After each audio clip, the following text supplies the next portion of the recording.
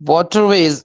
Since ancient period, India was one of the seafaring countries. Ancient period यानी बहुत पुराने जमाने से इंडिया का जो कनेक्शन वर्ल्ड से रहा है तो वो सीज के जरिए रहा है। ठीक है, वाटरवेज वहां मतलब मेंटेन थे। It's India seamen sailed far and near thus carrying and spreading Indian commerce and culture. और किस लिए ये सी फेयरिंग का मतलब होता है समंदर पे चलने वाले। ठीक है, समंदर के जरिए एक जगह से दूसरी जगह जाना। और ये क्यों होता था? इट्स सीमेन। सीमेन कौन होते हैं? जो समंदर पर सफर करते हैं। वो सेल, उस टाइम पे जो बोट्स थी उनमें हवा के जरिए, सेल्स जिनको कहते हैं, उसके जरिए चलते थे। इस तरह से वो कैरी करते थे और इंडियन कॉमर्स और कल्चर को फैलाते भी थे और सामान का भी आना जाना लगा था। Waterways are the cheapest means of transport. Waterways जो है वो सबसे सस्ते ट्रांसपोर्ट के साधन है। They are most suitable for carrying heavy and bulky goods. और अभी भी ये जो है सबसे ज्यादा सूटेबिलिटी इनकी पाई जाती है जो हैवी गुड्स यानी भारी सामानों को लाने ले जाने में। फ्यूल एफिशिएंट होते हैं, एनवायरमेंट फ्रेंडली होते हैं। ठीक है, इंडिया के पास जो इनलैंड नेविगेशन वाटरवेज हैं वो 14,500 किलोमीटर लेंथ में है। Out of these only 5,685 kilometre navigable है मैकेनाइज्ड वेजल्स के जरिए। मैकेनाइज्ड वेजल्स का मतलब वो शिप्स जिनके ऊपर जिसमें मोटर लगा हो, उसके जरिए ट्रांसपोर्ट किए, शिप्स या बोट्स या स्टीमर समझ लीजिए। और बाकी है तो 14,500 किलोमीटर लंबा रास्ता इंडिया के पास इनलैंड वाटरवेज। यानी अगर इंडिया के देश के अंदर आना जाना रिवर्स वगैरह के जरिए पॉसिबल किया जाए तो वो रास्ता 14,500 किलोमीटर का बनेगा। लेकिन जिसमें करीब 6,000 किलोमीटर ही नेविगेबल है, जिसमें मैकेनाइज्ड वेजल्स यानी वो शिप्स जिनमें मोटर लगा हो इस्तेमाल कर सकते हैं। और कुछ फॉलोइंग वाटरवेज के बारे में यहाँ पर बात की गई है। नेशनल वाटरवेज उनको बताया गया है गवर्नमेंट के जरिए। वो कहाँ पे हैं चलिए देखते हैं। ठीक है, अब देखिए ये रेलवे लाइन के बारे में यहाँ पर मैप है, कहाँ कहाँ से कैसे रेलवे पूरा जुड़ा हुआ है। आप इसकी स्टडी अच्छे से करें। अब ये देखिए यहाँ पर बताया है कि नेशनल वाटरवेज कहाँ कहाँ पे हैं। ठीक है, इनलैंड वाटरवेज की बात चल रही है और ये वाइडली यूज्ड है नॉर्थ ईस्टर्न स्टेट्स में। नॉर्थ ईस्ट की तरफ, यानी आपका नॉर्थ ईस्ट कौन सा हिस्सा पड़ा? आसाम वगैरह, और इसी से आसाम, बंगाल वगैरह।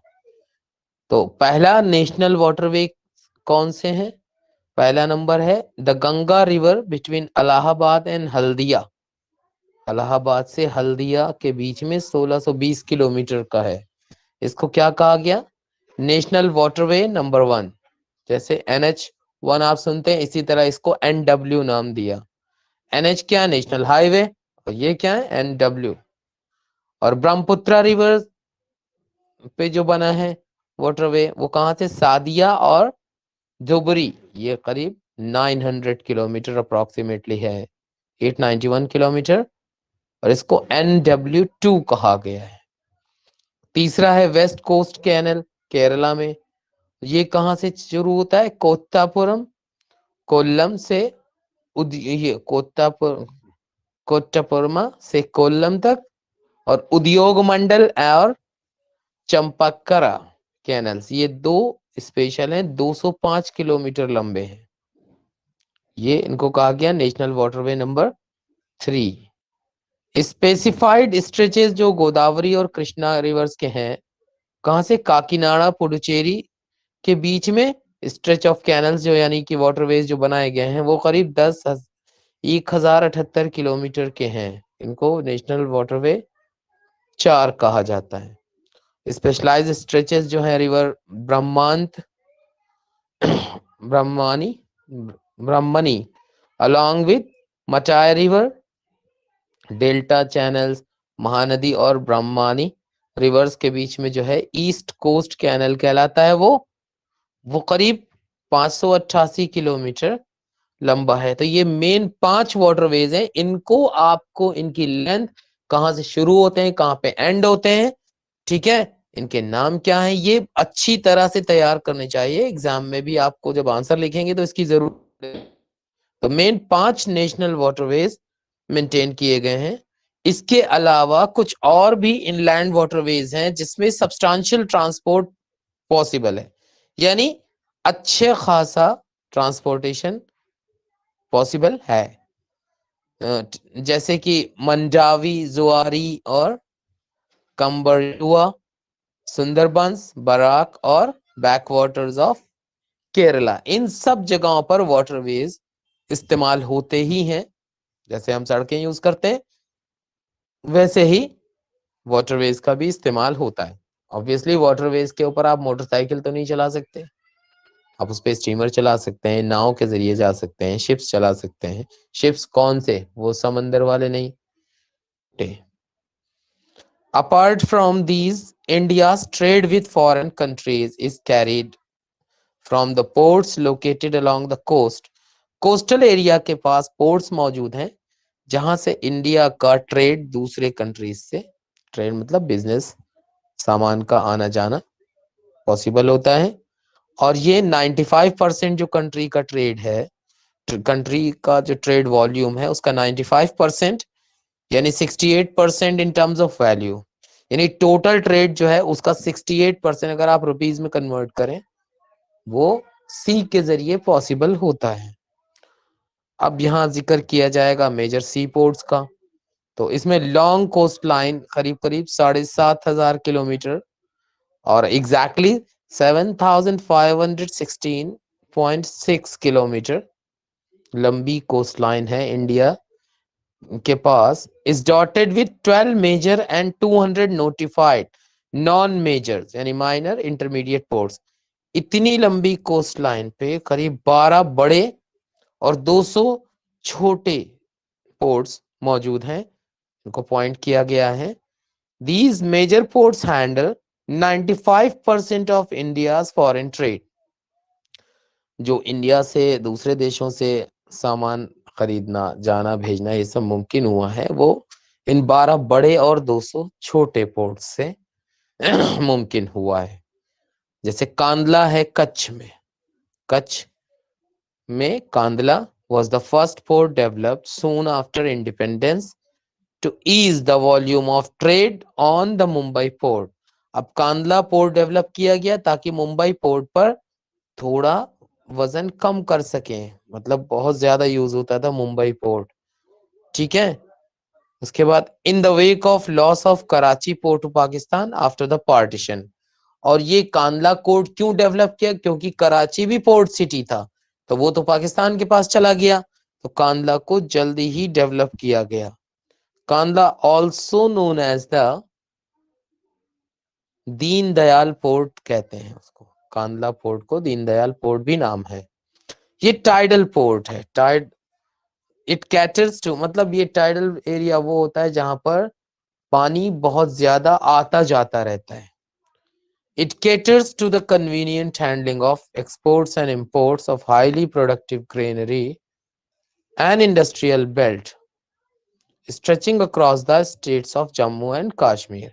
और ये जो पोर्ट है ये क्या करता है, it caters to convenient handling, किस चीज की पॉसिबल है, हैंडलिंग ऑफ एक्सपोर्ट्स और इंपोर्ट जो हाईली प्रोडक्टिव है, मतलब ज्यादातर अनाज का जो एक्सपोर्ट इंपोर्ट, वो इंडस्ट्रियल बेल्ट जो स्ट्रेच है जम्मू कश्मीर के आसपास, हिमाचल प्रदेश, पंजाब, हरियाणा, जो ये इसका जो इंडस्ट्रियल हिस्सा है उससे ये डायरेक्टली कांदला पोर्ट जुड़ा हुआ है, ठीक है।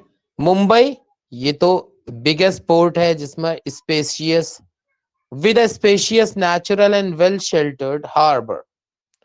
अब इसमें मुंबई पोर्ट की खासियत ये है, एक तो ये इंडिया का बिगेस्ट पोर्ट है जिसमें अच्छा बहुत ज्यादा जगह मौजूद है, वेल शेल्टर्ड है, आराम से आप जो भी सामान का लाना ले जाना, इंपोर्ट एक्सपोर्ट है वो बाहिफाजत आने यानी तमाम तरह की सुविधाएं मौजूद हैं।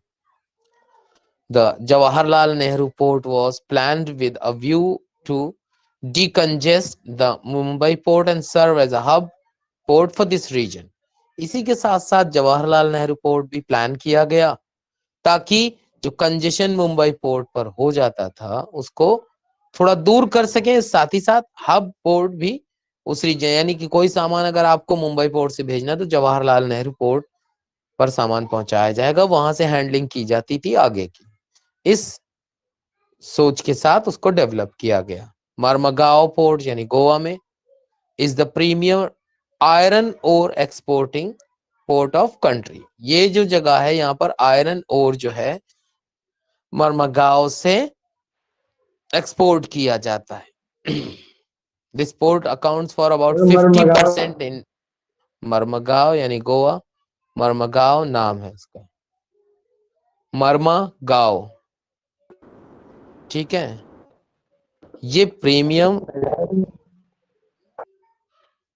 गोवा में एक जगह है उसका नाम है ये मेन आयरन ओर एक्सपोर्ट करता है, ठीक है। और करीब करीब 50% जो इंडिया का आयरन एक्सपोर्ट है वो इसी पोर्ट से होता है। साथ ही साथ अब इसकी जिक्र है न्यू मैंगलोर पोर्ट। ये लोकेटेड है कर्नाटका में। इसमें क्या होता है, caters to the export of iron and concentrates from Kudremukh mines. ये कुद्रेमुख माइंस एक जगह है, वहां से आयरन निकाला जाता है और साथ ही साथ कॉन्सेंट्रेट्स और भी निकाले जाते हैं कंबाइंड स्टेट में। तो वहां से उसको हैंडल करता है मैंगलोर, न्यू मैंगलोर पोर्ट। तो अब ये देखिए, ये जगह अलग है, वो जगह अलग है, ठीक है ना। ये जो मरमगांव पोर्ट के जो है वो मुंबई पोर्ट की ही लाइन में है, ठीक है। अब जो मैंगलोर पोर्ट है ये दूसरी लाइन में, दूसरी बेल्ट की तरफ है। और Kochi is the extreme south western port. Kochi port, Kochi का नाम सुना होगा, विशाखापट्टनम जिसको उस एरिया में, मतलब ये भी कोच्चि कहाँ पे है, केरला में ही है। और ये located at the entrance of a lagoon with a natural harbour, ठीक है। ये लगून भी सी एक तरह का ये लैंडमास है। पानी इसमें एक तरफ से अंदर आता है, वापस कम जा पाता है, पानी रुक जाता है। जो अब ये देखिएगा गूगल पे सर्च करके लगून होता किस तरह का है तो समझ में आपको बेहतर आएगा। और ये भी एक नेचुरल हार्बर है, यानी यहाँ पर पोर्ट जो है बड़ी आसानी से एक्टिविटीज की जा सकती हैं। Moving along the east coast you will see the extreme south eastern port of, कौन सा है ये, Tuticorin. Tuticorin south eastern port है। किधर मूव करेंगे, ईस्ट कोस्ट की तरफ। ईस्ट कोस्ट किधर, यानी आपका तमिलनाडु की से लेकर के बंगाल तक वो सब ईस्ट कोस्ट में आता है, ठीक है। तो ट्यूटिकोरिन जो है ये साउथ ईस्टर्न का ना, तो साउथ ईस्टर्न यानी साउथ इंडिया में ईस्ट हिस्से में। तो वहां पर, कहां पर, तमिलनाडु में ट्यूटिकोरिन पोर्ट आपका मौजूद है। This port has a natural harbour and rich hinterland. ये एक यहाँ भी नेचुरल, यानी ये आप देख रहे हैं ये जो जगहें हैं ऐसा नहीं कि मैन मेड है, इन सबको नेचुरल सिस्टम मौजूद है, ठीक है। यानी नेचुरली है ही है ऐसे कि सी पोर्ट बनाए जा सके। अब इसमें क्या है कि thus it has a flourishing trade handling of the large variety of cargoes। ज्यादातर कार्गोज जो है वो इस पोर्ट पर ही आते हैं। कार्गो में क्या होता है, जो विदेश से हमने सामान मंगाया या भेजने के लिए, दोनों ही चीजें होती हैं। इवन अवर नेबरिंग कंट्री जैसे श्रीलंका, मालदीव्स वगैरह भी, and the coastal regions of India, ये सब के लिए एक इम्पोर्टेंट पोर्ट है। कौन सा, कोच्चि, तूतीकोरिन पोर्ट जो है, ओके। और जो चेन्नई जो है one of the oldest artificial port है कंट्री में। आर्टिफिशियल मतलब मैन मेड पोर्ट, चेन्नई जो है वो आर्टिफिशियल पोर्ट कहेंगे से आप इसको। Rank next to Mumbai in terms of volume of trade और कार्गो जितना होता है, तो मुंबई के बाद सबसे ज्यादा यही होता है। तो विशाखापत्तनम, ये जो deepest landlocked and well protected port है, विशाखापत्तनम भी एक पोर्ट मौजूद है, लैंडलॉक्ड भी है, मतलब अच्छी तरह से मेंटेन्ड है ये। This port was originally conceived as an outlet for iron और ये पहले इसको बनाया गया था आयरन ओर को एक्सपोर्ट के लिए।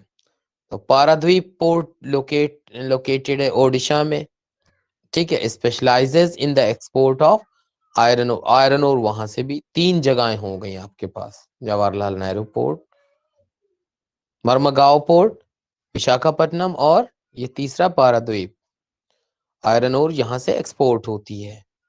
कोलकाता जो है वो रिवराइन इनलैंड रिवराइन पोर्ट है, यानी रिवर सिस्टम जो इनलैंड है इंडिया के इंटरनली, वो वाला पोर्ट है ये Kolkata. This port serves a very large and rich hinterland of Ganga Brahmaputra basin. Being a tidal port, it requires constant dredging of Hooghly. अब चक्कर क्या है कि ये पोर्ट तो है टाइडल, यानी टाइड्स आएंगे तभी पानी बढ़ेगा घटेगा। तो क्या होता है, इसका मतलब ये है कि हुगली रिवर के अंदर पानी अगर भरा रहेगा, पानी उससे समंदर से मिलता रहेगा, तो इस पोर्ट में जो एक्टिविटीज हैं वो रुकेंगी नहीं। इसलिए बहुत ही इंपॉर्टेंट हो जाता है, ठीक है, कि हुगली यानी गंगा का ही एक्सटेंशन है, आपको पता होगा। हल्दिया पोर्ट डेवलप किया गया, उसी का एक सब्सिडरी पोर्ट, यानी एक असिस्ट आप कह सकते हैं उसको हेल्प करने के लिए। In order to relieve growing pressure on the Kolkata port पे प्रेशर बहुत ज्यादा था, तो एक और पोर्ट डेवलप कर दिया गया। अब बात करते हैं,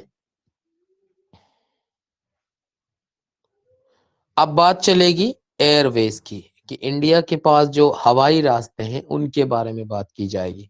तो जैसा कि वाटरवेज के बारे में बात थी, वो इनलैंड और फॉरेन इंटरनेशनल दोनों थे, इसी तरह एयरवेज भी इनलैंड और फॉरेन यानी दोनों ही मौजूद हैं।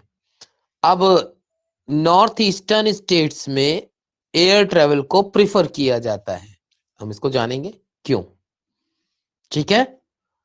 एयर ट्रेवल जो है आज अब का यानी इस जो जमाना चल रहा है इस वक्त सबसे ज्यादा तेज रफ्तार है ना, कंफर्टेबल और प्रेस्टिजियस मोड है ट्रांसपोर्ट का। प्रेस्टिज यानी एक स्टेटस सिंबल भी है ये, आप कह सकते हैं। It can cover very difficult terrains, और अच्छी बात यह है कि बहुत मुश्किल जगहों तक आप हवाई जहाज के जरिए आ जा सकते हैं। ये देखिए पोर्ट्स के बारे में यहाँ पर जानकारी इस मैप में दी है।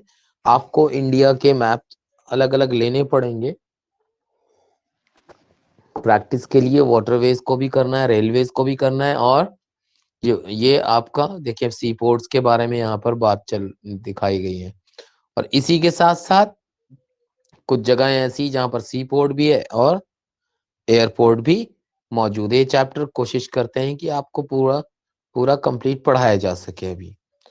तो डिजिटल इंडिया क्या है? डिजिटल इंडिया एक अम्ब्रेला प्रोग्राम है। अम्ब्रेला प्रोग्राम वो होते हैं जिसके अंदर बहुत सारे और प्रोग्राम्स चल रहे हों, और ये है किस लिए? ये prepare India for a knowledge based transformation, यानी जो ट्रांसफॉर्मेशन होगा वो नॉलेज बेस्ड हो, इसके लिए डिजिटल इंडिया प्रोग्राम डेवलप किया गया, ठीक है। The focus The focus of Digital India program is on being transformative in realize IT, Indian talent IT यानी इंफॉर्मेशन टेक्नोलॉजी IT मतलब इंडिया टुमारो। इसमें जो फोकस है डिजिटल इंडिया का वो ITs पर है, ठीक है।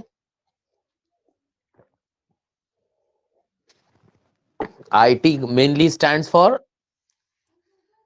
इंफॉर्मेशन टेक्नोलॉजी, लेकिन यहाँ पर जो IT 3 ITs हैं इनका मीनिंग अलग अलग है, इंडियन टैलेंट और इंफॉर्मेशन टेक्नोलॉजी और India tomorrow. And it on making technology and is on making technology central to enabling change, जो फ्यूचर में बदलाव हो सके, इसीलिए डिजिटल। यहाँ पर आप देखिए एक फोटो बनी हुई है, इमरजेंसी कॉल नेशनल हाईवे 8 पर मौजूद है कि अगर आपको कॉल करनी पड़ जाए इमरजेंसी में तो आप आराम से वहां से कर सकते हैं। इस तरह का वो एक एग्जाम्पल आपको दिया गया। India has one of the largest telecom networks in Asia. India के पास जो टेलीकॉम नेटवर्क है वो तो बहुत ही लार्जेस्ट है एशिया में।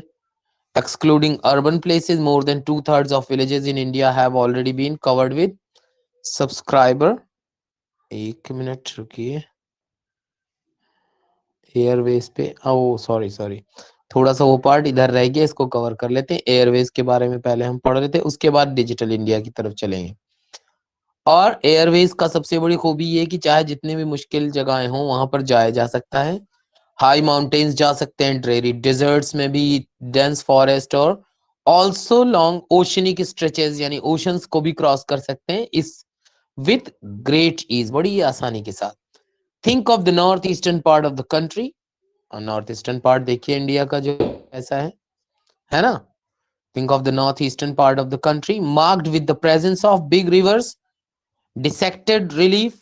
और ये जो नॉर्थ ईस्टर्न पार्ट में क्या है, बिग रिवर्स हैं, डिसेक्टेड यानी कहीं कहीं पे कुछ ऊंचा नीचा, बराबर का प्लेन नहीं है। डेंस फॉरेस्ट है और फ्रीक्वेंट फ्लड्स आती रहती हैं। और इंटरनेशनल फ्रंटियर्स तो है ही, इंटरनेशनल बाउंड्रीज वहां से जुड़ी। तो in the absence of air transport, air है ना, अब क्या है, frontiers etcetera, in the absence of air, इनके बारे में सोचिए। अगर एयर ट्रांसपोर्ट ना हो तो उन जगहों तक कैसे पहुंचा जा सकेगा और कैसे काम किया जा सकेगा। एयर ट्रैवल जो था उसने एक्सेस आसान कर दिया, वहां तक पहुंचना आसान कर दिया। The air transport was nationalised in 1953। Air India ने प्रोवाइड किया डोमेस्टिक और international air services. Pawan Hans helicopters limited, उसने प्रोवाइड किया helicopter services oil and natural gas corporation को, ठीक है। इन इट्स ऑफशोर, ऑफशोर का मतलब किनारे से दूर यानी समंदर के अंदर, वहां के ऑपरेशंस को कैसे चलाएंगे, वहां के कामकाज को, तो वहां पर हेलीकॉप्टर्स, पवन हंस हेलीकॉप्टर्स ने ये काम, हेलीकॉप्टर्स बनाने शुरू किए। टू इनएक्सेसिबल, और एरियाज ऐसे ऐसे कि जहां पर आप आसानी से पहुंच ही नहीं सकते। अब नॉर्थ ईस्टर्न स्टेट्स हैं, इंटीरियर पार्ट्स में जम्मू कश्मीर के, वहां कैसे जाएंगे, ठीक है, रोड भी मुश्किल, ट्रेन तो है ही मुश्किल। Find out the names of countries जो एयर इंडिया से जुड़े हुए हैं, आप ये सर्च कर सकते हैं। Air travel is not with in the reach of the common people. लोगों, हम कॉमन लोगों के लिए ये आसान नहीं है। It is only the north eastern states that special provisions are made to extend the services to common people. हाँ, अगर आप नॉर्थ ईस्ट में कहीं रह रहे हैं तो वहां पर स्पेशल सर्विसेज हैं, ठीक है, कॉमनर्स को भी इस्तेमाल कर सकें एयर ट्रैवल का, इसके लिए स्पेशल प्रोविजंस के साथ। जाहिर सी बात है गवर्नमेंट सब्सिडाइज करती होगी उसे। अब बात आई कम्युनिकेशन की। Ever since humans appeared on the earth, तो उनको क्या रहा है कि डिफरेंट मीन्स ऑफ कम्युनिकेशन के, एक दूसरे से को अपनी बात समझाने करने की जरूरत पड़ी है। लेकिन जो चेंज का की रफ्तार है has been rapid in modern time, बहुत ही ज्यादा तेज हो चुकी है। हम लोग फोन के ऊपर देख रहे हैं, आप क्लास पूरी पूरी मेंटेन कर रहे हैं, तो ये कम्युनिकेशन टेक्नोलॉजी के एडवांस होने की वजह से। Long distance communication is far easier without physical movement की तो जरूरत ही नहीं, ऑफ द कम्युनिकेटर और रिसीवर, इस सब की कोई जरूरत नहीं। पर्सनल कम्युनिकेशन और मास कम्युनिकेशन जैसे टेलीविजन, रेडियो, प्रेस, फिल्म्स वगैरह मेजर मीन्स है कम्युनिकेशन के कंट्री में अपने। द इंडियन पोस्टल नेटवर्क जो लार्जेस्ट है वर्ल्ड में, जो इंडिया का पोस्ट ऑफिस है वो पूरी दुनिया में सबसे बड़ा है। It handles parcels as well as personal return communications, parcels, letters, cards, envelopes, ये सब फर्स्ट क्लास मेल, इनको फर्स्ट क्लास मेल कहते हैं, और इनको एयर लिफ्ट किया जाता है दो स्टेशंस के बीच में, ठीक है। जैसे कि आप कोरियर वाले को देख के आते हैं तो कोरियर एयर के जरिए पहुंचता है, उसका अच्छा खासा खर्च आता है, ठीक। बोथ लैंड और एयर दोनों ही कवर कर सकते हैं। लैंड से जैसे अब यहाँ से दिल्ली जाना है तो दिल्ली जाने के लिए तो अगर फर्स्ट क्लास मेल है तो आपको एयर ट्रैवल कराएगा, वो एयर ट्रैवल से इधर उधर करेगा। अदरवाइज शाम वैसे भी दिल्ली पहुंच जाती है, मालगाड़ियां भी जाती हैं, कार्गो ट्रेन्स भी, ठीक है। इस तरह की बहुत सी चीजें हैं। The second class mail includes, इसमें बुक पैकेट्स हैं, रजिस्टर्ड न्यूज़पेपर्स और periodicals, they are carried by surface mail. Surface mail मतलब covering land and water transport, इनको इस्तेमाल करके। To facilitate quick delivery of mails in large towns and cities, 6 mail channels बनाए गए हैं, recently introduce. याद रखिएगा 6 मेल चैनल्स बनाए गए हैं। ये इनको कहते हैं Rajdhani channel, metro channel, green channel, business channel, bulk mail channel and periodical channel. ये 6 आप 6 वाटरवेज थे, नेशनल वाटरवेज। अभी ये 6 चैनल्स हैं कम्युनिकेशन के लिए, ठीक है। अब देखिए, ओके, तो इंडिया के पास जो लार्जेस्ट टेलीकॉम नेटवर्क है एशिया का, excluding urban places, 2/3 of villages in India have already been covered with the subscriber trunk dialing, STD के जरिए जोड़ा गया था। फिर उसके बाद अब तो सीधे ही कर सकते हैं, STD टेलीफोन फैसिलिटी के जरिए पहले जोड़ा गया था। In order to strengthen the flow of information from the grassroots to the higher level, the government has made special provision to extend 24 hours STD facility. तो गवर्नमेंट ने पहले ये काम किया था कि 24 आवर्स फोन एक जगह से दूसरी जगह किए जा सके, हर विलेज और जो कंट्री में मौजूद है वहां तक। There is a uniform rate of STD facility all over India, एक ही रेट है। It has been possible by integrating the development in space technology and अब स्पेस टेक्नोलॉजी यानी जो सैटेलाइट्स वगैरह भेजे जाते हैं उनका एडवांसमेंट हुआ, और साथ साथ कम्युनिकेशन टेक्नोलॉजी भी बढ़ी, तब ये मुमकिन हुआ कि हम रेट्स पर कंट्रोल कर सकें। मास कम्युनिकेशन प्रोवाइड करता है एंटरटेनमेंट और क्रिएट करता है अवेयरनेस, लोगों के बीच में जानकारी बढ़ाता है, अलग अलग नेशनल प्रोग्राम्स और पॉलिसीज के बारे में बताता है। इसमें क्या मास कम्युनिकेशन में क्या क्या चीजें इंक्लूडेड है? Radio, television, newspapers, magazines, book and films, ये सब मास कम्युनिकेशन के साधन हैं। ऑल इंडिया रेडियो ब्रॉडकास्ट करता है variety of programmes in national, regional और लोकल लैंग्वेजेस में, ठीक है, for various categories of people spread over different parts of the country. Doordarshan जो नेशनल टेलीविजन चैनल है वो भी, हाँ, ये दूरदर्शन इंडिया का नेशनल टेलीविजन चैनल है, is one of the largest terrestrial networks in the world. जमीन पे मौजूद सबसे मतलब बड़ा नेटवर्क में से एक है जो इंडिया का दूरदर्शन है। It broadcast a variety of programmes जिसमें एंटरटेनमेंट, एजुकेशन, स्पोर्ट्स वगैरह सभी कुछ शामिल है डिफरेंट एज ग्रुप्स के लिए। India publishes a large number of newspapers and periodicals annually. They are of different types depending upon their periodicity. Periodicity यानी कब कब न्यूज़पेपर, जैसे न्यूज़पेपर्स हैं पब्लिश होते हैं अबाउट 100 लैंग्वेजेस में और बोलियों में, बोलियां तो और भी हैं। Did you know that largest number of newspaper जो पब्लिश होते हैं कंट्री में are in Hindi, followed by English and Urdu. ये 3 मेजर लैंग्वेजेस के न्यूज़पेपर सबसे ज्यादा अवेलेबल होते हैं। India is the largest producer of feature films in the world. It produce short films, video feature film और वीडियो शॉर्ट फिल्म्स, और इसी के लिए central board of film certification CBFC जो ये अथॉरिटी है जो सर्टिफाई करती है इंडियन और फॉरेन फिल्म्स को कि ये व्यूअरशिप के लायक है भी या नहीं, देखने लायक है भी या नहीं, तो किसके देखने लायक है। अब यहाँ बात चलेगी मोस्ट प्रॉब्ली इंटरनेशनल ट्रेड की।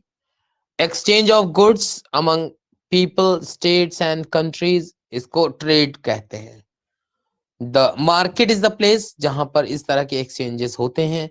ट्रेड 2 कंट्रीज के बीच में जब होगा तो नेशनल ट्रेड कहेंगे, ठीक है। ये जो 2 कंट्रीज के बीच का ट्रेड है वो एयर, लैंड और सी, तीनों रूट्स पर पॉसिबल है। वाइल लोकल ट्रेड जो है वो सिटीज, टाउन और विलेजेस के बीच में स्टेट लेवल कंडक्ट होता है, और स्टेट ट्रेड जो है वो 2 या 2 से ज्यादा स्टेट्स के बीच में ट्रेडिंग के।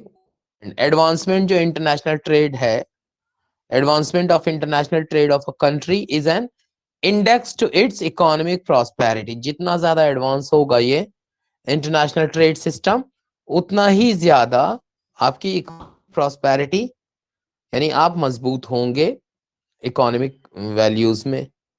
It is therefore considered the economic barometer for a country. ठीक है, as the resources are space bound, resources जो हैं स्पेस चाहिए होती है उनको। No country can survive without international trade, यानी जगह जगह पे हर जगह अलग अलग चीजें होती है ना, तो एक दूसरे से इंटरनेशनल ट्रेड के बगैर तो काम ही नहीं चलेगा। एक्सपोर्ट और इंपोर्ट जो है कंपोनेंट्स हैं ट्रेड के, दो कंपोनेंट्स हैं एक्सपोर्ट एंड इंपोर्ट। जो बैलेंस है ट्रेड का कंट्री का, वो difference between export and import पर डिपेंड करेगा। When the value of export exceed the value of import, इसको कहते हैं फेवरेबल बैलेंस। अगर एक्सपोर्ट की वैल्यू ज्यादा हो जाए इंपोर्ट से तो ये फेवरेबल बैलेंस है ट्रेड का। और अगर इसका उलट हो, if the value of import exceed the value of export, it is termed as unfavourable balance of trade.